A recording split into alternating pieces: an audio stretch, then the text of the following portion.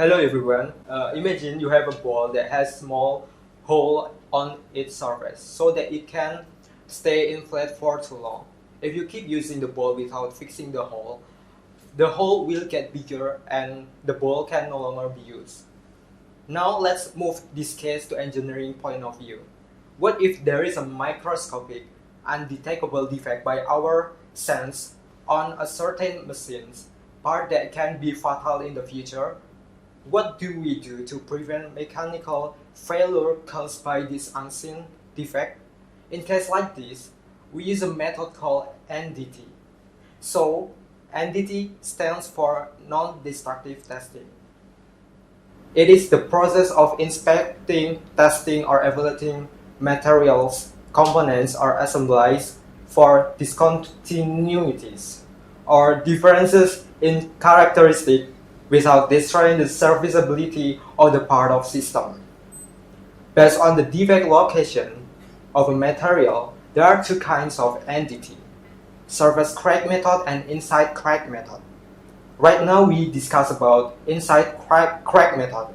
Inside crack method had many methods. Three of them are ultrasonic, radiograph, and acoustic emission. For detecting defects on material, the commonly used method is radiograph. In this method, there are many substances that we can use. But now we discuss about Iridium-192. Basically, Iridium-192 is used in industrial gauge that inspect welding seams and in medicine to treat certain cancer. Iridium-192 is a man-made radioactive element that is formed from non-radioactive iridium metal in nuclear reactor.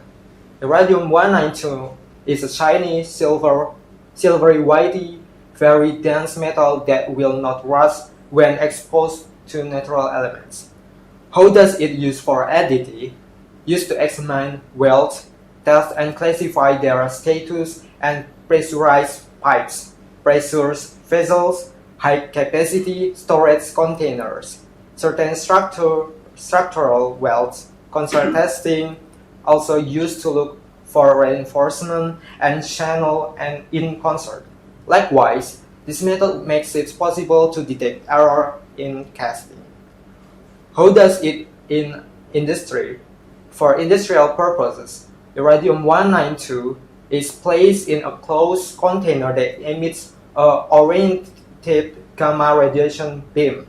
This radiation sources are contained in a welded stainless steel structure that contains a number of isotope disks. So, now you know about NDT, Iridium-192, right?